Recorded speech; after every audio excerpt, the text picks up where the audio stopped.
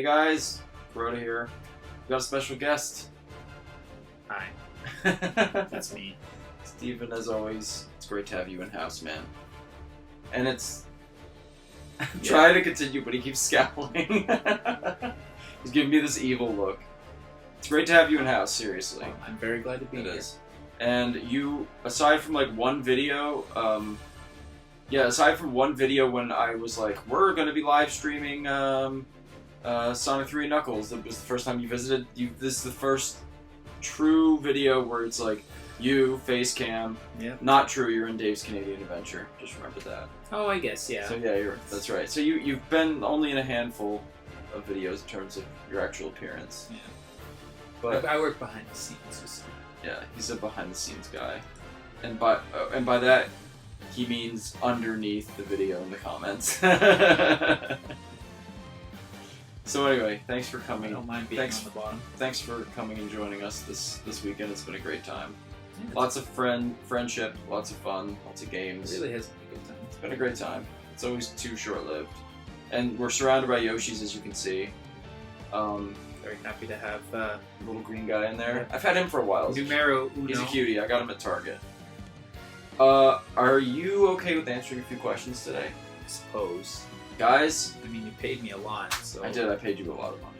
Yeah. It wasn't money. It was something else. Anyway, so 20 questions with Steven. It's back. My 20 questions series is back, and we have a new guest, Steven. And I think the message that we both want to impart on this video is, Dave, do it next time. You're up. You're on deck, dude. That would be pretty nice, It's Dave. Dave's turn. I'd like to see you. It's Dave's turn next after this. So, Maybe this time with clothes. oh. Well, why would you want to see him? Anyway, hi guys. Hello. Let's do. Let's do the questions. Okay. Okay, are you ready? I am. This ready. is 20 gaming questions with Steven. Gaming only? Gaming only. That's what Fine. I gave you the option. That's true. And you I wanted did choose games. gaming. I did So choose gaming. But I think I've got a few good ones here. There's going to be some repeats from what I usually do, but I think I got some other stuff. And I also do try to, in a way, I do try to Toon Link. Nope, Young Link. Oh, Young Link, My sorry. best boy. Yeah, I actually just got Toon Link not that long ago, and I've been missing him for a while. But I usually do try to cater the questions to the individual as well. So there's some generic ones and some individually catered questions that I think. I'll take it. It's not like Steven, blah, blah, blah. Anyway. So anyway, alright. Alright. Question 1, are you ready? Oh, yeah. Simple one. What is your favorite game and why? Favorite game and why? It's funny that I just grabbed this little guy because Majora's Mask is actually my favorite video game. I think the reason why is that it's a large combination, for me at this point in my life, it's a combination of, I would say, nostalgia and the incredible story that's woven throughout the game. Everybody having interconnected days, stories, all kind of brought together by this massive fear of the moon and its impending fall. I think, people either love or hate that it's a dark game, and I think that's a fair reason to love it or criticize it, because there aren't really any Zelda games like it. It was just an incredibly unique game for its time, and I really, really loved it for that. There's being me even just like discovering it really for the first time as an adult, because I had a bad experience as a kid playing through it twice, once. Well, actually, really, Rachel played through on our Let's Play, as you know, and then I played it. I just recently finished it myself on the 3DS. There are a lot of like small scenes, but big scenes where they have a lot of. You could tell there's some real thought and depth to this little story. Oh, And definitely. I think there's a lot of like little things like that that you can appreciate, Yeah. which I never did until I really got to actually play Totally. through it. Totally. I think also, that's just one element of the game, right? The story. If you talk about or think about the gameplay improvements, having actual uses for the ice arrows, a lot of items being reused and never, outliving particular puzzle type or that kind of thing. Of course, the obvious one, the masks, bring a lot of versatility to puzzle solving. And goodness, what else? I think really ultimately what makes it a perfect Zelda game for me, alongside a game like Link's Awakening or the Oracle games, is that it's a really perfect blend of main story and side quests. There's so much to do that even though there's only 4 dungeons, which I think makes it one of the shortest, if not the shortest Zelda game, it still feels jam-packed with content. So kind of taking all those things into account, the story, the unique gameplay elements, item usage, and so much more, that's, I think, what ultimately makes it the best Zelda package. I think the reason it might be slightly polarizing for some people is you have some Zelda fans that are more of my ilk that like the dungeons a lot. Yep. That's, and I don't like blame the them. dungeons are always, so in that department it's a little lacking, but you're right that there's a lot that if that's your number one thing for Zelda, you might be a little disappointed, but it offers so much more that it doesn't matter, you know? Yeah. Because I was a naysayer at one point, and now I'm not, so there you go. So that was a good answer. And also, I think Aaron and Rachel will be very excited to hear that. Of course. They're individuals of culture. Also, one thing with that, wasn't that Nomura's first Zelda game? Yeah. The first one he directed. Nomura's? Yeah. Isn't that crazy? Yeah. I thought I remember reading that he wanted to do something completely different or something. Oh, he succeeded. No kidding. Yeah. Okay, that was question 1. Question 2: what is the first game that you ever played? I don't think I actually know this one. This would be a tough question for me to answer, but my guess is that it would either be the original Super Mario Brothers or The Legend of Zelda. 2 great games, honestly. Yeah. For the NES, though, right? Yep, for the NES NES. version? Yeah. Obviously, being a child, it's tough to remember exactly which one is which. I wouldn't be able to tell you for sure, but it would have been one of those 2 games, or surprisingly, maybe a game like Tetris, but I can't say for sure. There were a lot of games that were top sellers, and I was lucky enough to have a parent who wanted to play them. So spent a lot of hours, especially playing Zelda with my dad and younger brother. And then Dr. Mario with my older sister, and so a lot of good times. It's kind of neat for you we're pretty much the same age, and for a lot of people about our exact age, give or take a couple years, the Super NES was more our era, Sega Genesis, so it's kind of cool that you started with the NES. Yeah. You know, because the NES was a little bit before our time period a bit. If you didn't have a parent or an older sibling that had an NES, most likely you wanted the Genesis or the Super Nintendo. So it's cool that you started with that. Yeah, definitely, and I think it's what kind of helped me develop patience despite being a child. But also the drive to learn from my mistakes and be reflective as I try and improve when I play video games. Obviously, you don't get through hard games like Super Mario Brothers or Zelda. I mean, Zelda's a brick wall if you don't know what you're doing, right?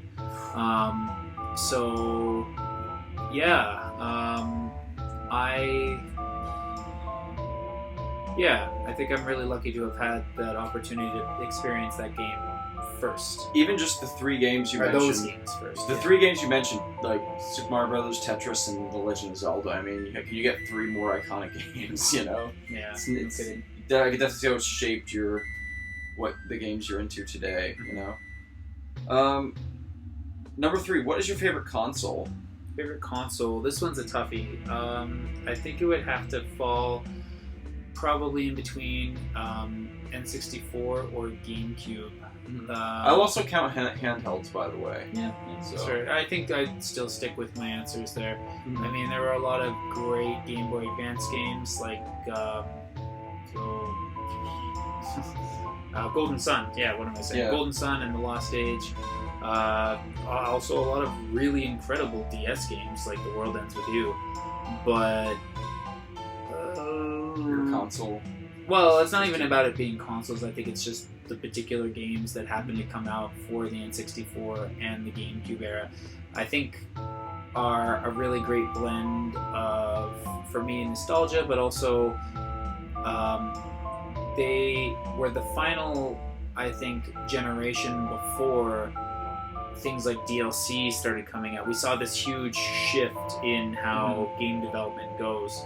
So probably I would argue like the GameCube, Xbox, PS2 era to the PS3, Xbox 360 era, right? Yeah. 'Cause that's when we got like DLC and shit like that. That's when DLC and gaming fundamentally changed. I mean, of course, Xbox had introduced console. Well, no, sorry, Dreamcast introduced. Console online, but it really became more robust. Xbox Live had, I think, really changed the landscape of gaming online, and things really started changing, picking up. Development became a huge undertaking, and graphics, as we know, were becoming now it's kind of become stagnant in terms of improvement. I mean, you can make resolution upgrades and all that stuff, but I think the biggest leaps we saw and processing power that we saw were from the N64 to the GameCube era, and then the GameCube era, I guess, what is it, 5th or 6th generation, to the 7th generation of consoles. Yeah, this is the 7th, the one we're in right now. This is the 8th gen, I think. Yeah, so it would have been the 6th generation 6th gen, to the 7th gen. Yeah. Saw huge, and then 5th and 6th saw a huge increase too in terms of graphical and processing capabilities. So, I think a good example of the changes I'm talking about are also gaming becoming less of a niche thing too. I mean, obviously PS2 massive seller, the Wii a massive seller. Games really became, and also the DS, right? Massive game changers, no pun intended, that I think brought gaming into the public eye, and at that point you see a shift. So a big example I like to use is that in Animal Crossing, you could play old NES games. Like you could find, I don't even know how it was. I just remember. I remember this. Yeah, I never played Animal Crossing, but I know what you mean. You could access those games in the game Animal Crossing with a whole bunch of NES games, right? Exactly. Or Donkey Kong 64 for free. You could play Donkey Kong. I think just the original Donkey Kong arcade game. And even like stuff like you mentioned the Game Boy. Like you could, I think Zero Mission and Fusion had Metroid NES right on just the built in. Cool, and then of course, if you pre-ordered the Wind Waker, you got this 4-pack of Zelda games. Yep. There was just so much that now, I mean, what do you get if you pre-order a game?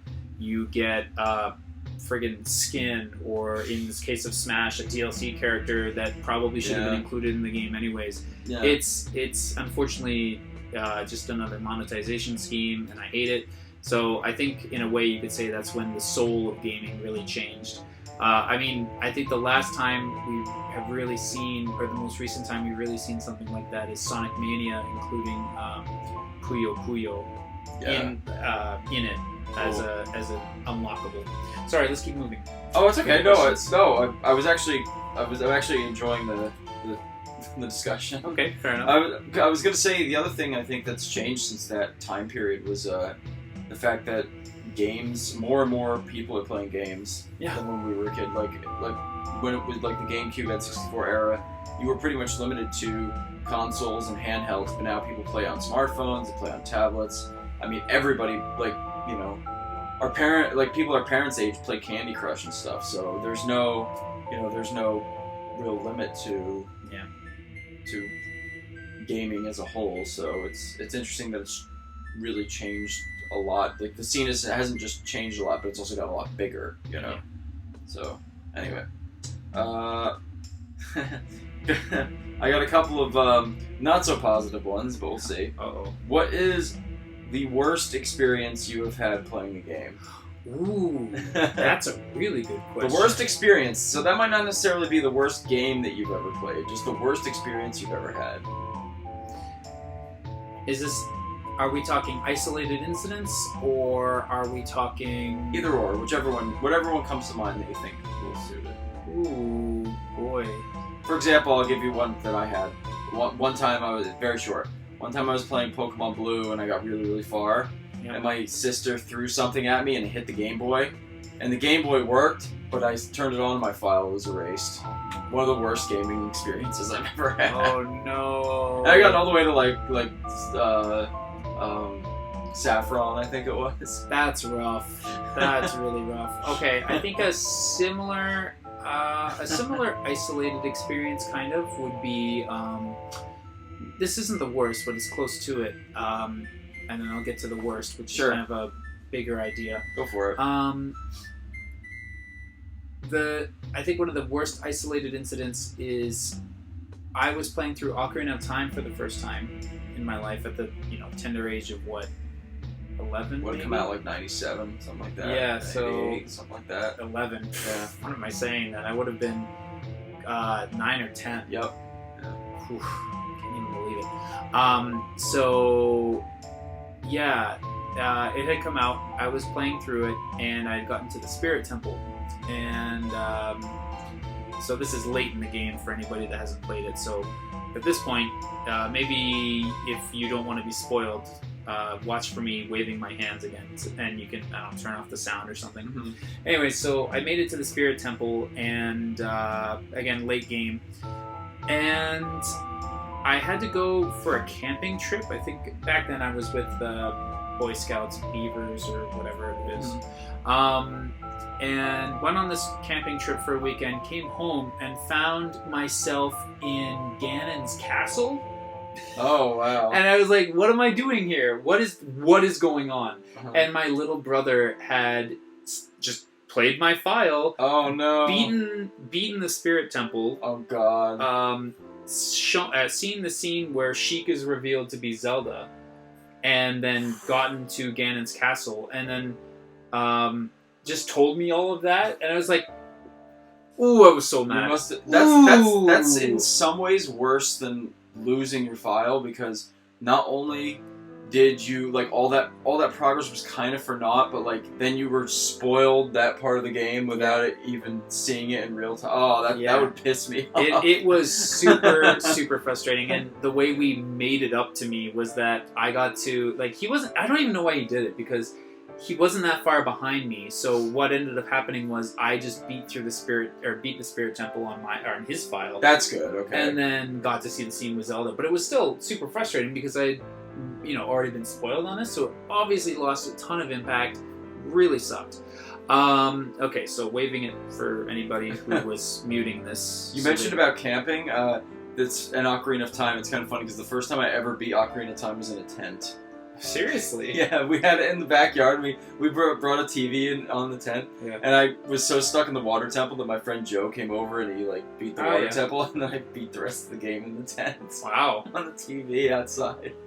That's something else. Next level dedication. Anyway, dude. go ahead. I'm sorry. I just thought it was funny because you mentioned going on a camping trip Yeah, and then yeah. Ocarina of Time. This next question is, the next answer, the real answer is a little bit of a more existential, long-running one, but I think, and I've talked about this before actually when we were playing Super Mario 3D World, and I think Smash itself. Mm-hmm. Ultimately, I think the worst gaming experience for me has been a friend becoming far too competitive and ultimately killing my enjoyment of the Smash Brothers series. Yeah, I can see that. I mean, just today was kind of fiddling around in Ultimate and just feeling bad. And I think a part of that is, with age, I have less time to play video games and much more of a life outside video games. Yeah, so I'm not going to be spending all my time grinding out a character and becoming better at the game, because it doesn't mean anything in the end. I'd rather just have fun with friends, and that's not to let's say try and get a gotcha on somebody who does spend their life doing that. It's not like your goal is to become a professional Smash player or something. Yeah, that's what I'm getting If your goal is to become a professional Smash player, by all means keep going, but yeah. I think it's great to have value in see value in something, or value something greatly and place your self-worth, or sorry, no, I'm screwing up the meaning here. It's great to value something, but the moment that you start placing your self-worth and lose sight of what's really important in that thing, then it's done. Yeah, I can see that being frustrating. So yeah, I guess like a third runner-up would be getting trash talked by randoms on online games. I don't really play online games that much, and I just don't understand why people are just needlessly rude. So We gotta play. You gotta get Splatoon 2, and we gotta play it together. That community's so wholesome. I love the Splatoon community. Yeah, for the most part. I if some of you disagree with that, then I want to see the toxic Splatoon community, because I just base that every time I go in the lobby. There's all these pictures. It's like, you know, I love Splatoon, blah blah. It's like all happy, like cheerful stuff. So anyway, so along the lines of the last question, a little bit negative, but what is the worst game you've played? Number 5. See, it's easy to say games like Sonic 06 and Superman 64 because I've played those games for, all of half an hour, seen how terrible they were, and, just laughed at it. But to actually slog through a bad game and really stick with it and realize and kind of be hating it the whole time but not wanting to give up on it. Jeez. It's actually really tough to say. It's funny because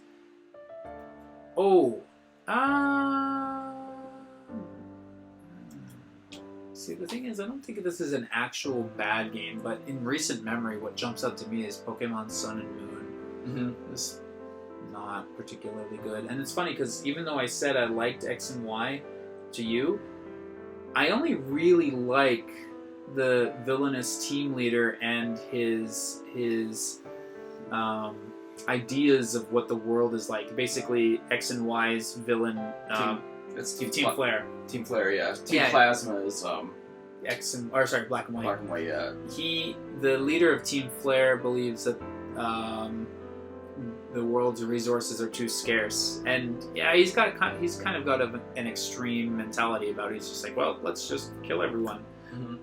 But he's not wrong. Resources are scarce, and people are always going to fight over them. So it's kind of interesting that because I'm playing Pokemon Black right now, and it's kind of interesting how some of the villains in the Pokemon games, like, they're well intended, but they kind of just have an extreme view of how to solve it. Because I think Team Plasma, it's like, we're going to liberate Pokemon, but they're doing it in a way that's very questionable at best. So and the other thing is, I mean, the Pokemon games make it very clear that Pokemon enjoy battling and grow from it, so it's like this weird. So Sun and Moon is a fair answer because basically it's like worst game you've ever played, to you. So it doesn't need to be like something like Superman 64. So why is it that you didn't like Sun and Moon? You think? Just really dumb progression. Mm-hmm. No exploration. The story was. Mm-hmm. There's no post-game content like Diamond and Pearl, or especially Gold and Silver. There's very little. I'm really trying to think of. I swear there must be a Wii game. You know what? Probably the worst game that I've played is likely something on the Wii, but I just can't think of what. Mm-hmm. Man. Yeah, I can't think of it. I don't know, Kun. Oh well. Whatever game it was, maybe I'll comment. Okay. Yeah. It's okay. We can move on if you'd like. Yeah. I'll comment on this video and say what it was. What is your favorite RPG? Tales of Symphonia. Tales of Symphonia is? Oh man, you must have been happy when I started that game then. Yeah. I was actually really excited. Cool. I remember seeing it for the first time and thinking, this is the game I've always wanted, because it was at that point in time, real-time action games really weren't all that common. I mean, you had Kingdom Hearts, you kind of had Phantasy Star Online, which was like a slow-paced but still action RPG. But yeah, for the most part, I can't think the of any other Tales ones. series was all they had in terms, well, not all they had, but you know, one of the few real-time action RPGs. And now, of course, you know, the gaming landscape has changed, and I think most, if not most, but a lot of games do have action RPG elements. I mean, Kingdom Hearts has continued, but that's more action. Final Fantasy kind of became that way. Yeah. So.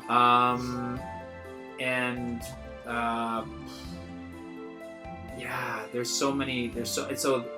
But I think the true spirit of what I was looking for was encapsulated in Tales of Symphonia. Games now, just to kind of provide context that I look at, like Phantasy Star Online 2, that's, as you can imagine, why I'm super stoked that it's finally coming out in the West. It's nice that it's going to be free to play as well. Yep. So I'll definitely get that on the Switch. And goodness, there's other action RPGs that I could list off, but I'm not gonna. But Tales is the big one. Tales of Symphonia, yeah, I think is hands down my favorite RPG. More classical RPGs would be number 1, Dragon Quest III, and then maybe Pokemon Gold and Silver and Golden Sun. What's interesting about Tales of Symphonia 2 that makes it, I think, unique as well is that it's one of the only like multiplayer RPGs that I can think of. Yeah, You know? yeah. It's another. And the fact really that you can great... play with 4 people is pretty crazy. Yeah, You know. Yeah. Kind of cool. You know, it's funny. I'm really leaving out Final Fantasy VII. It's a total cliche, but I think it is. I for got a a reason. chance. Yeah, I got a chance to play it when I was 14, so pretty impressionable. It was really great, really fun. I had a blast playing it. It didn't have the same kind of impact on me for whatever weird reason, probably because I was too much of a Nintendo fanboy at that tender age. But yeah. I think Cool. that's a good place to. Yeah. Awesome. I had to put that one out there because I know you love RPGs a lot. Going along these lines, what is your dream game? Oh, So in other words, like if you were to, you know, if this could be anything. So if you were to like make your own game from scratch, or say, you know, I think Rachel asked me a similar question when she did the questions where she made them up. Okay. It was like if you could just make a game, what would it be? Like you could even use an existing franchise or something, you know, or whatever. I think something that would be, let's see here, the style and personality of the Devil May Cry series or Bayonetta series, like something made by Hideki Kamiya, with RPG elements and a cooperative system, either as its own missions special cooperative missions, or you know, part of the story, whatever one you want to make it. When I think about Bayonetta 2 and how much I loved its co-op, and how I know other action games have co-op modes, I think it's so great to have that. So in a way, Phantasy Star Online 2 kind of fulfills that, but that game doesn't really have a structured narrative. It's mostly grinding quests because that's the nature of it, right? It's this game that's kind of meant to hook you, and then you're there hoping that you'll spend money on it through microtransactions since it's free to play.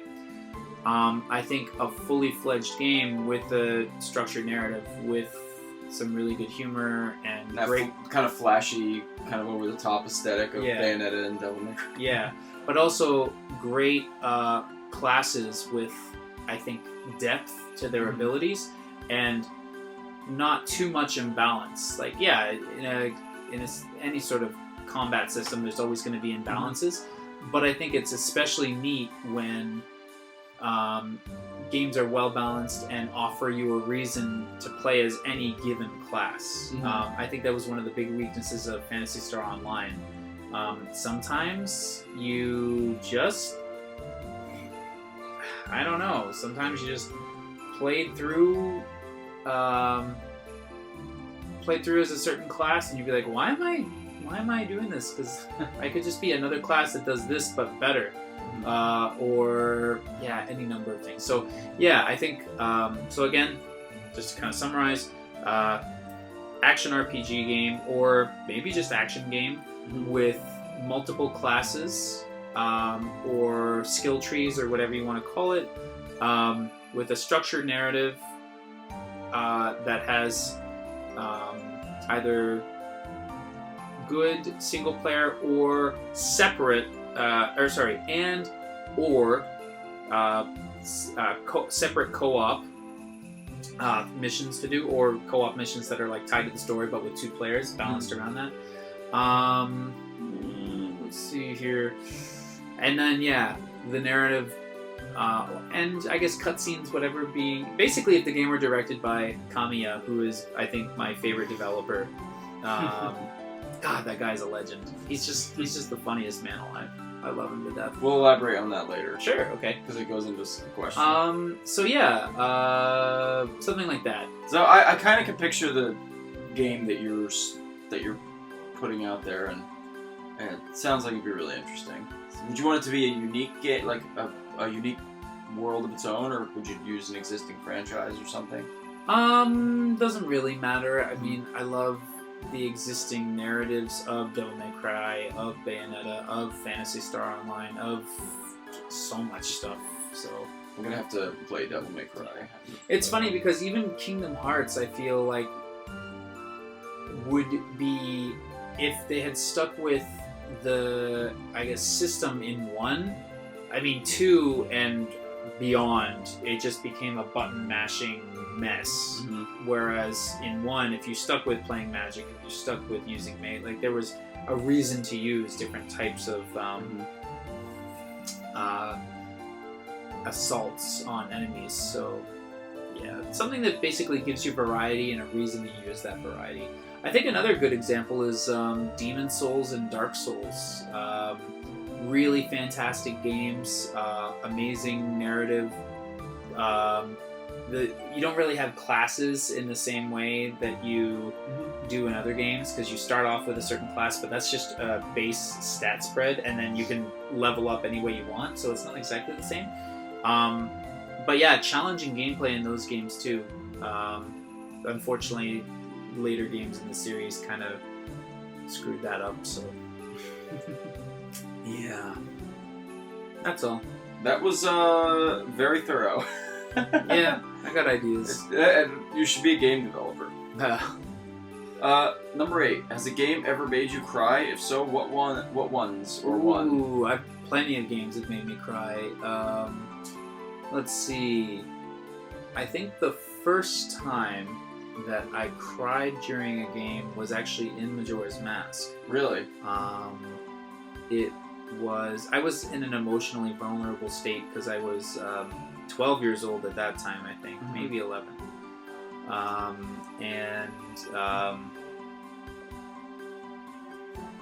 I won't get into too much detail because I'm not really keen on talking about my past that much. But no, go ahead. Long story short, the girl I liked had rejected me, and I was like, boo, woo, woo, hoo.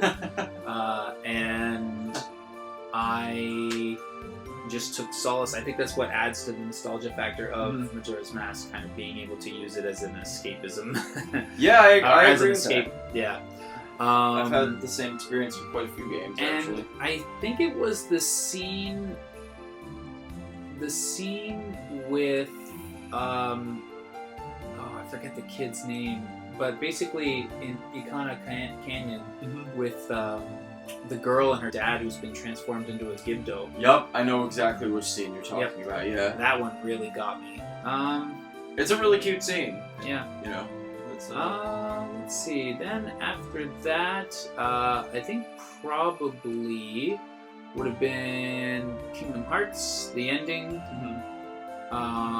the Legend of Zelda, the Wind Waker. The ending theme of that game really got me, and also just the ending in general really got me. That's why I think the ending is one of the biggest reasons that game is my second favorite Zelda game. Let's see. Fun fact: I don't know the ending. Wow. of Wind Waker. I'm So glad I didn't spoil it. So this playthrough of Wind Waker, guys, is going to be very interesting, very organic. Because I quit when I was a kid. I quit after the Triforce shards because I found them so frustrating, and I never just finished the game. So I got to beat it. Patience, young grasshopper. Yeah, I'm hoping to beat it on this channel. Your guys. efforts will be rewarded. Let's see how it goes. Yeah. It's definitely worth. It's maybe not the it's, let's say, better than the ending of Super Paper Mario, which I still feel bad for saying. Yeah, it's such a great ending. You guys should really. We're gonna finish it eventually. That's one video we didn't actually do this weekend that we talked about. But we did so much, and that's okay. We'll get to it fun. someday. So yeah, let's see. So the ending of Kingdom Hearts, I think, simple and clean, in tandem with the imagery being shown. Like characters crying often makes me start tearing up. So there's that emotional scene in the ending with Kairi.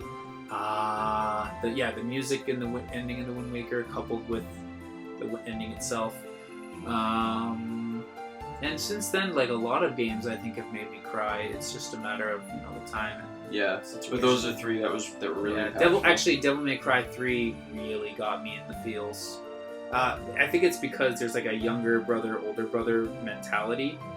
Even though the main characters are twins, yeah, it's just there's still like a dynamic. It's like it's a brother thing, which I'm sure you get. No, definitely. Yeah. Cool. Wow. Okay, let's see. Number 10. Okay.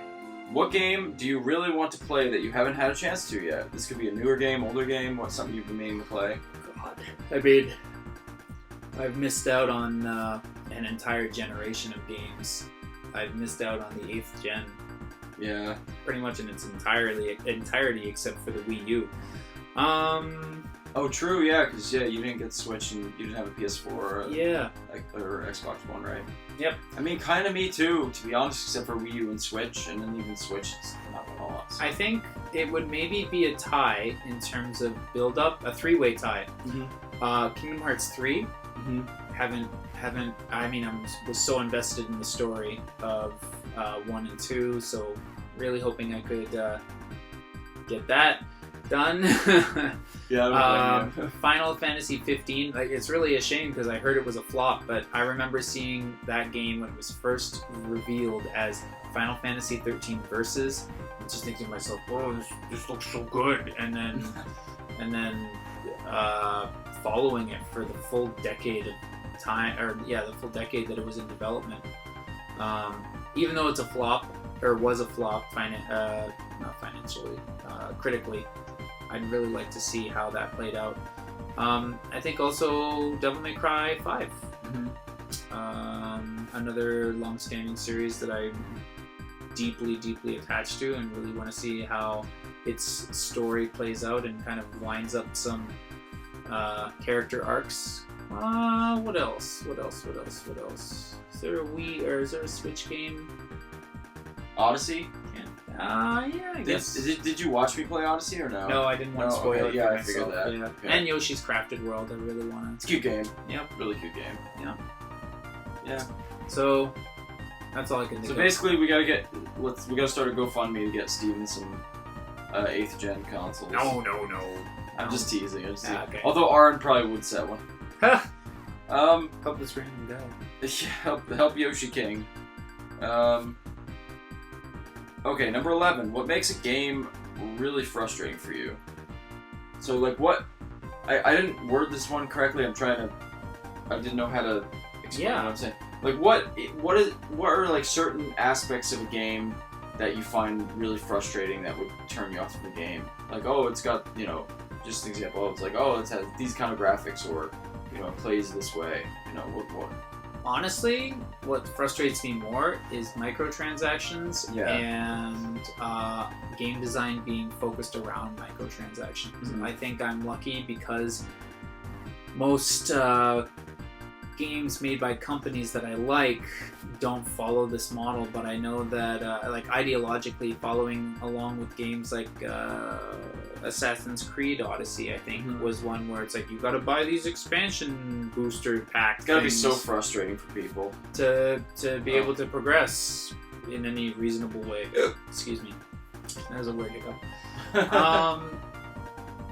So that really gets my goat. I think also games that are maybe obtuse in any way, whether it be controls or mechanics or anything. I mean, it's one thing to have a game hint at stuff and then you kind of pick it up on your own. I know, like, so for example, or show you through gameplay. So I think a really good example of this is Super Metroid, right? You learn that you can wall jump. You learn that you can... Good example. That's the other thing that she can do naturally.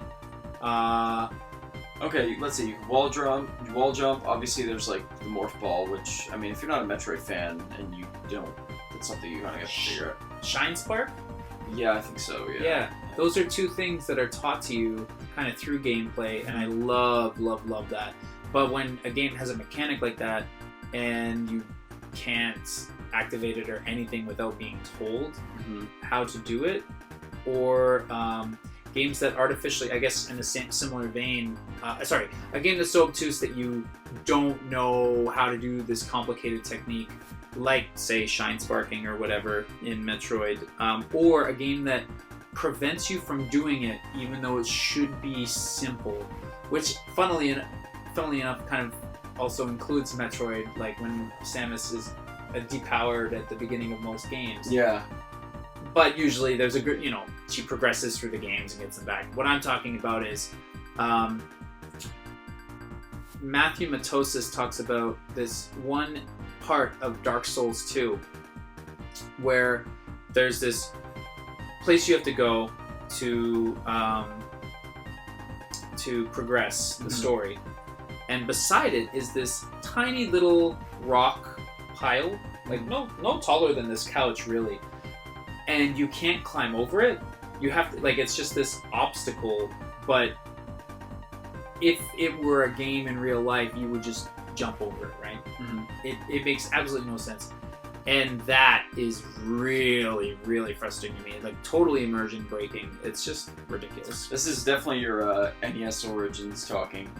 I honestly think so, because when there's so many of those NES games where you just have to figure it out, Yeah. And a lot of games, particularly a game like Zelda, you really have to discover for yourself how to, you gotta do a lot of exploration and find where everything is, and I feel like that's the difference though, because Zelda, and then you can see the echoes of this in Breath of the Wild. You can see the push for exploration, the push for experimentation. Maybe not to the degree of bomb every wall or of course not, burn every tree like the original, but being able to explore things in a natural way. I really like, for example, combat in Bayonetta. You can do so many interesting things or find out so many interesting things through experimentation. And I think all of it, except for one aspect of the combat system, is explained to you pretty well. So, I think, games that are needlessly obtuse or thematically, narratively don't make sense in terms of realism, like the rock wall. I know I'm wording that poorly, but the rock wall that I'm talking about for Dark Souls 2, and microtransactions, and that's a fair one. Bleeding customers dry. That's totally fair, that one. What is a game that everyone loves but you just aren't crazy about, or just basically, like, long story short, what's a game you think is overrated? When I was younger, it was Halo. Thankfully, Halo as a series has kind of died, so it looks like I'm the winner there. Now it's Minecraft, and it's not even that I think it's bad, it's just it's not my game because I'm not a particularly creative person. And I just don't really see any appeal in it. It's going around building stuff, I guess. For me, I feel like I missed the boat on it just because I didn't play it when it came out and grew up with it or anything like that. But I think I could see the appeal of it, especially for kids. Yeah. That's kind of like, for me, that's almost kind of like Mario Maker, because I love the idea of Mario Maker, and Yeah. it's kind of fun playing the levels, but I feel like as an adult, I just don't have the time or patience to Yeah. go through creating all the levels. But I still think it's a really great idea, you know? I'm totally with You you know? there. Yeah, I would not be able to make a decent Mario Maker level or Yeah. Little Big Planet level or all sorts Yeah. of stuff. I love playing through those through those levels, especially challenging ones. Yep. I think those are the most fun, and that's the kind of challenge you would never really get in a Mario game made or developed by Nintendo, except for the final levels like Champions Road in Super Mario 3D World. But yeah.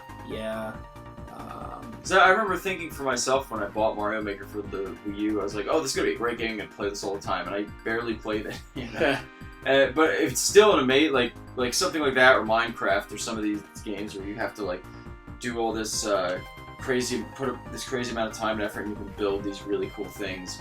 I think is really cool, and I can see the appeal of it. It's just not for me. Yep. You know. Yeah, for That's sure. me. So So I could kind of relate to you on that one. yeah, I think also Call of Duty. Yeah. Totally bland, uninspired garbage, in my opinion. There's so much trash I could talk on that series. You play COD, bruh? You don't play COD? No, bro. I can't really think of much else. Yeah, I'll leave it there. Okay, cool. Number 13, what's your favorite soundtrack? This is a tough one. Favorite game? Favorite game Original soundtrack. Give me a top 3. That's incredibly tough. I'm going to exclude the Smash series because I feel that's kind of cheating. I agree, yeah, because it encompasses a lot of... so many different series. Oh no, Yellow Yoshi fell. Yeah, and We got him. Killed We got him. No beauty. They're like cats. They always land on their feet. Yeah. This is mine now, Rachel. Oh no, she's gonna be all jealous. You are indignant but unable to do anything, Rachel. She's actually asleep right now. It's pretty late while we're recording this. Let's see. They're okay. What else?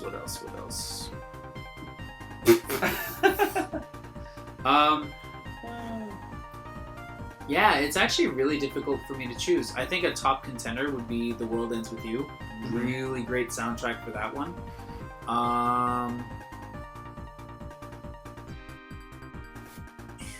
I think something that made me feel emotionally invested would be one that is a top one. Surprisingly, I actually really love Breath of the Wild soundtrack. I'm not sure I would include it in my top 3, but just the light, easygoing piano pieces, really quiet, more so in the background kind of themes. It suited the game, but I actually found it to be one of the more disappointing soundtracks, although I think there's some really nice stuff on it. Yeah. Demon's Souls had an amazing soundtrack. Really loved Demon's Souls.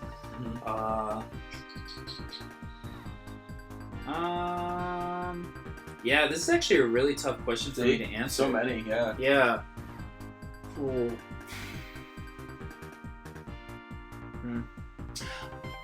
I might say a Fire Emblem game, but when I think back to it, no, not really. There's some great tracks in a couple of them, but yeah.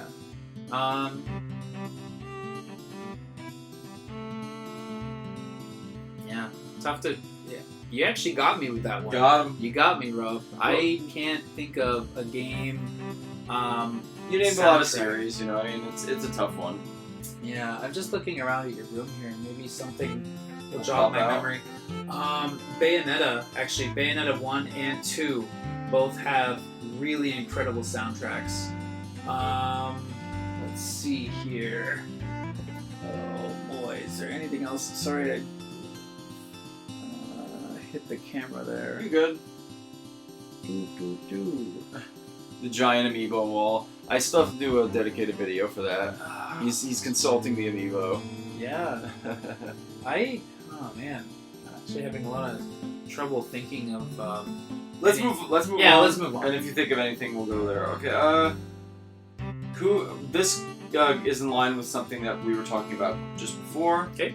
Who is your favorite game designer, developer, or company? And why? You were just I talking kind of already answered Yeah. it. Yeah. I really truly love Hideki Kamiya. Yeah, he is a man after my own heart.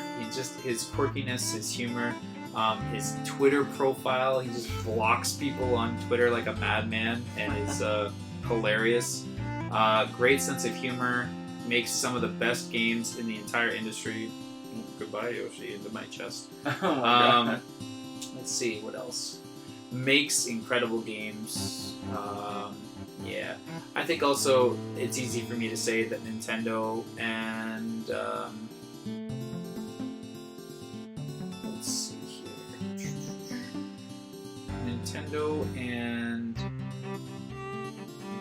specifically, it's funny. It's actually I wouldn't actually say Shigeru Miyamoto is really one of my favorites. I think his vision of what games are is a little bit different from my own. Mhm.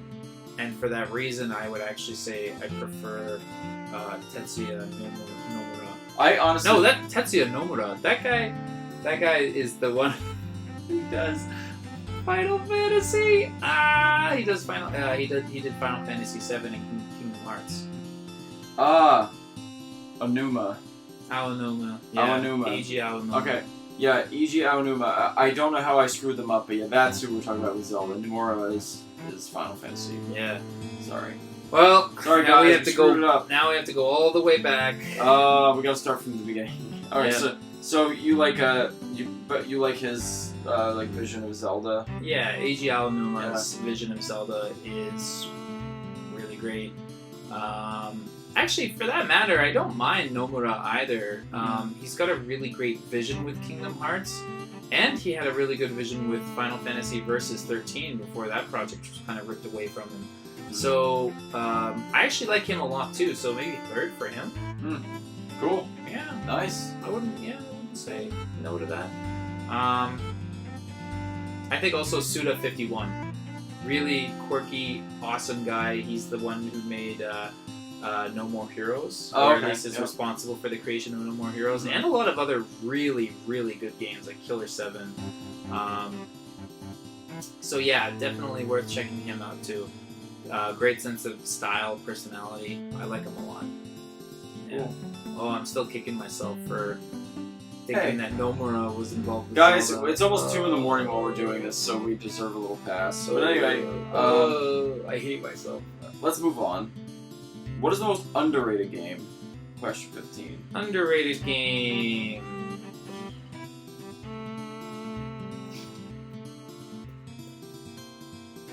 Tough to say. I guess I will go with maybe. Actually, I think when it came out, Wind Waker for the GameCube. Wind Waker? Yeah. I agree, actually, yeah. When it came out, everybody was crapping all over it, and then now, in retrospect, everybody loves it. Well, I mean, it did have its flaws, but Yeah. I think what happened was people weren't playing it the way that maybe the developers intended. I was constantly stopping dungeons, going out and doing side quest stuff, especially the end game side quest stuff. Wink, wink. Ooh. Spoiler alert. Ooh. So that stuff, because I was kind of pacing it, didn't bother me in the same way that I think it bothered everyone else, because I was pacing it out or interspersing it in between other objectives, and so it didn't feel like a big slog to me. Mhm. Whereas I think a lot of people didn't even, do this. I had no problem with the whole game until the Triforce Shards part. That was where I got stuck, and I think, honestly, had I had just a little bit more patience and beaten it, I would have been fine. Like, if I had gotten them all, I would have been totally fine, but I was young and impatient. I gotcha. I feel like there's probably a DS game out there or a GameCube game that's Pikmin. I think would probably be another underrated series. It doesn't sell very well, but it's super cute, and The people that love it really love it. Too. yeah, it's really great. So Cool. What is your favorite game to play with your family and your friends? I added this one because you were always talking about how you played a lot of games with your brothers and your dad and stuff. Let's see here. So my brother, my dad, and I actually had a really good time playing Triforce Heroes, the 3DS game. Yes, Triforce Heroes. Triforce Heroes. Oh, I love Triforce was Heroes. a real blast to play. I think though overall, probably it would have to be Smash because my sister plays Smash on occasion, and it's just something that we can all get into. That and Mario Kart. Yeah, Mario Kart's always a win, isn't it? Yeah. I mean, when it comes to multiplayer games, you can't get much better than that. Yeah. On occasion, we play other games like Drawful or what's the other one? Well, just those Jackbox games. Those are a real crowd pleaser, and that's something my entire family can get into. So Cool. I'm actually really glad for that. It's always fun playing games with friends and family. Totally. I always enjoy it. Totally. Okay, here's a good one. Number 17. What is a game that you were really hyped out about, but found very disappointing after you played it? You're like, man, I go over this game to come out, it's gonna be the greatest, and you're like, oh, Yeah. that was poop. That's another one where I know I have an example, but I just can't think about it. Oh, yes. I'm glad I saw it. Twilight Princess. Twilight Princess? Twilight Princess. Wow. Real letdown in so many ways. Oh, that game bothered me. Wow. I didn't know you didn't like Twilight Princess that much. Yeah, Twilight Princess, it wasn't Garbo, but it was nothing like what I expected at all. And yeah, the promotion for the game, everything, just set up expectations that I think maybe couldn't have been ever fulfilled, but certainly weren't fulfilled. So The criticism I've heard is because of the backlash of Wind Waker, and Nintendo tried too hard to make it a more, like, quote-unquote, big boy Zelda game, sort of. for that, for me, it wasn't even that issue. You know, Should the be art more style and the tone of the game can be whatever they want it to be. I mean, actually, I found that pretty good. Yeah. But no, it was the fact that the game was piss easy and railroaded you progression-wise in terms of story and had very little side content that I can remember. I don't want to spoil it, but like the antagonist not being exactly what I thought it was supposed to be. Although the twist involving one antagonist was really cool. I like that a lot, contrary to popular opinion. But yeah, for the most part, no. The game was really, really underwhelming for me, with, I would say, the exception of the Ice Palace or Ice Hotel, whatever it was. Did you originally play it on Still. GameCube or Wii? Wii. Me too. I actually like playing it on the Wii too. Yeah, I liked the motion controls for what they were. It wasn't bad. That didn't affect my enjoyment of the game. That's interesting. We're gonna have to talk about that more later. Okay. I didn't know you were not a Twilight Princess fan. He's gonna fight me later. I like Twilight Princess.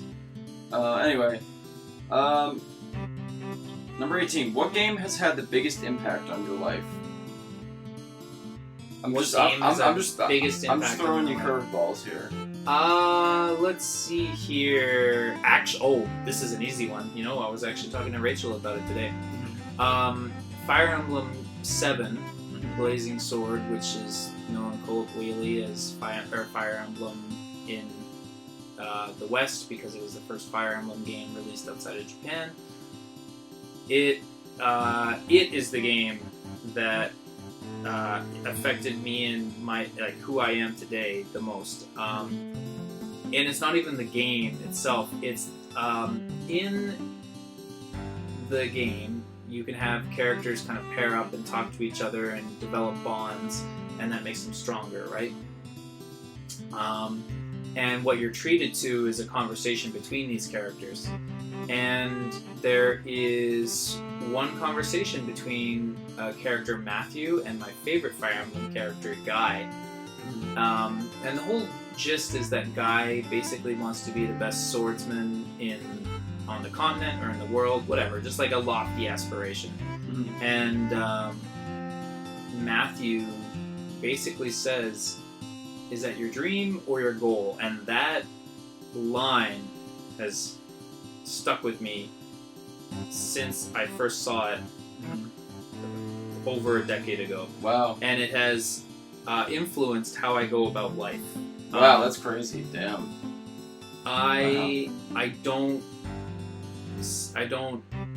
ever set myself up for failure by having impossible to achieve dreams. I always set realistic goals. And the other thing is that Matthew talks about, if you want to if being the best swordsman is your dream, then just be done with it, because there's plenty of dreamers with swords, and those people eventually, find excuses to give up, like their age or whatever else, right? And they throw in the towel, and that's that. And I think, despite the pessimistic outlook on the world, I think it's a very realistic view of how people give up on things that they're not constantly working towards. And in a way, I kind of see that with myself in Smash, too. It's not just my friend having been too competitive. It's me dreaming, like, oh, wouldn't it be cool to be this? But then also realizing, that I'm just not, it's not in me to do it. So I've set myself up to, focus on goals, and I work pretty ceaselessly towards those goals. It's interesting how little things like that can have a big impact on you, Yeah. It's cool. I think it's that kind of pragmatism that sets people up for success in life. So, there you go, kids. Remember, goals. Set goals, not dreams. I wasn't expecting that. It was a really good answer. I didn't expect that to be such a well, I don't know. It was very, very well stated there. Nice. It's cool. And it's also just really neat that a game, like, influenced your life that, was that impactful. Yeah. Number 19, what non-gaming media needs to be made into a video game? Or, if it already has, what kind of game would you want it to be? So, movie, book, TV show, whatever, Something else that I'm not thinking of.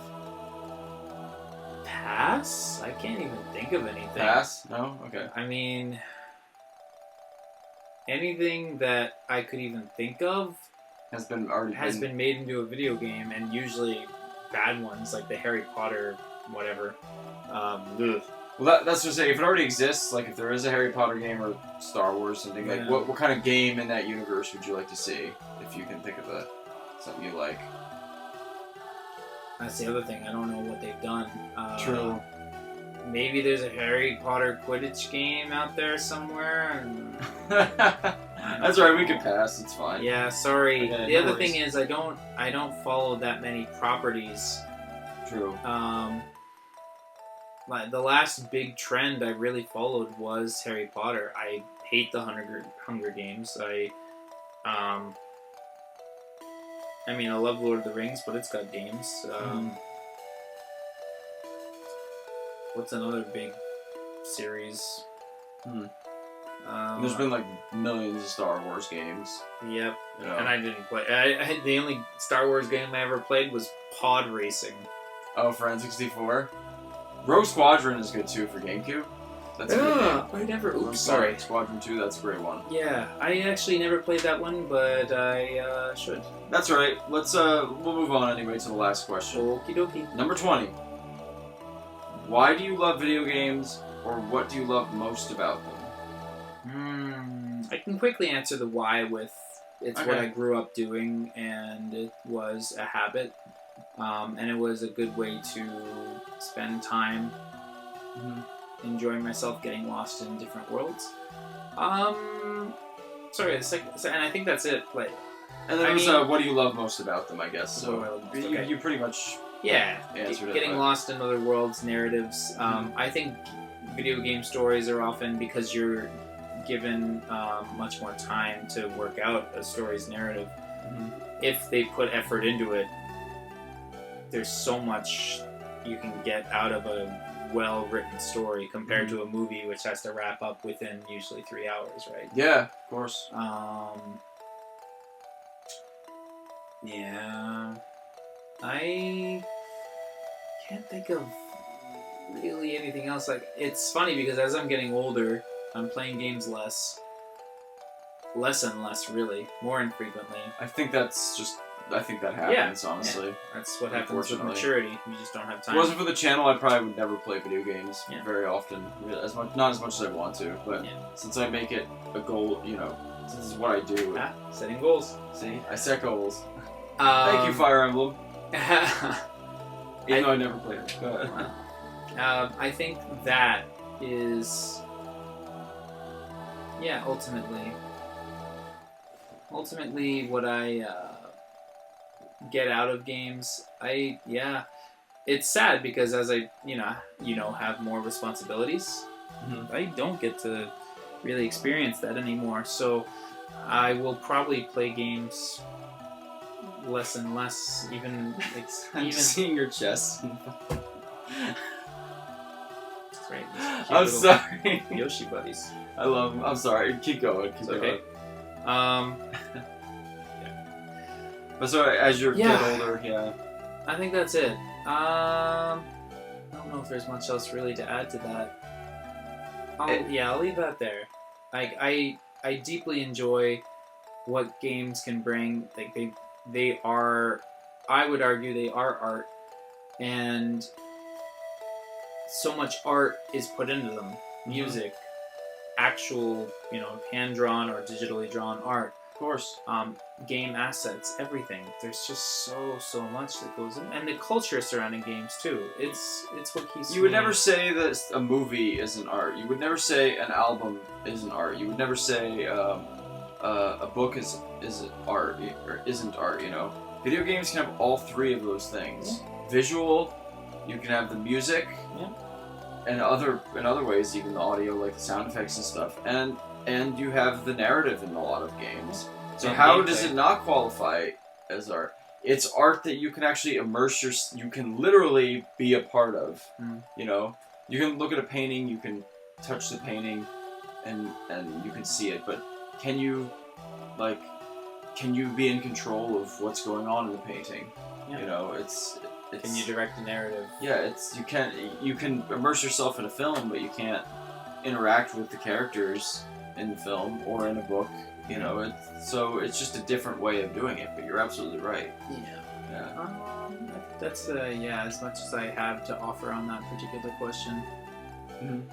Cool. Well, as always, I do a bonus question, and then you're off the hook. But this will be a fun one, okay? You look so upset. Are you ready, Black Yoshi? See, at least the Black Yoshi's happy. I'm ready. Bonus question. Yeah. What game do you most want to play with me on the channel, or do you want me to play? Ooh, that's I had to throw one out of there, like, from left field. So, Yeah? Yeah, there you go. That's a tough one for me to answer because you've played a lot of the games that I would love to watch you play.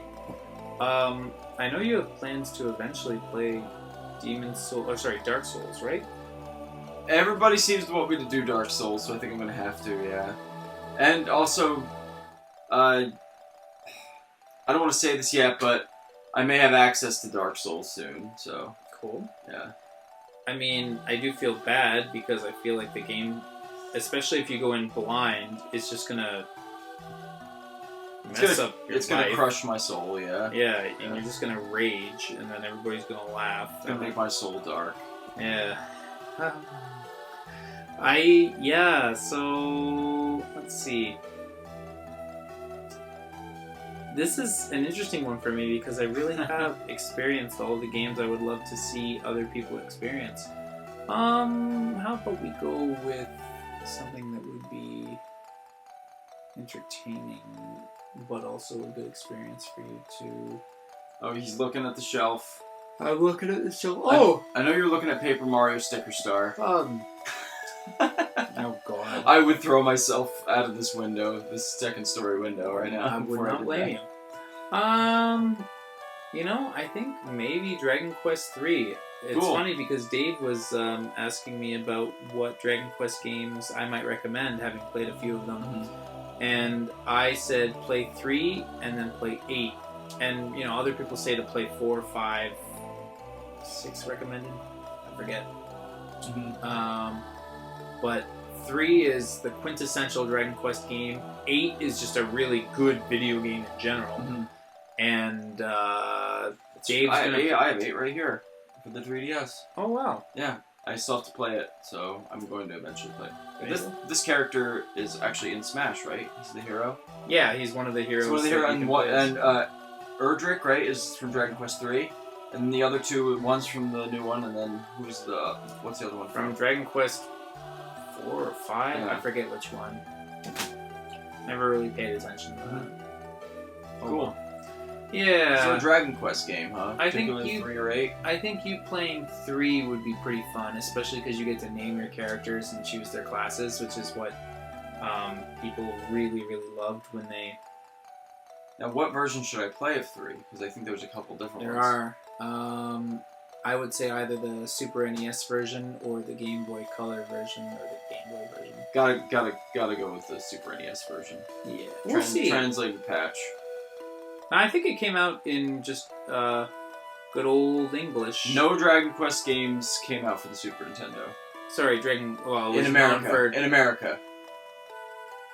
I think Dragon Warrior. It would have been known as Dragon Warrior then. Oh, that was NES though. Dragon Warrior 3 was on NES. Yeah. But for the Super Nintendo, there was not Huh. a Dragon Quest.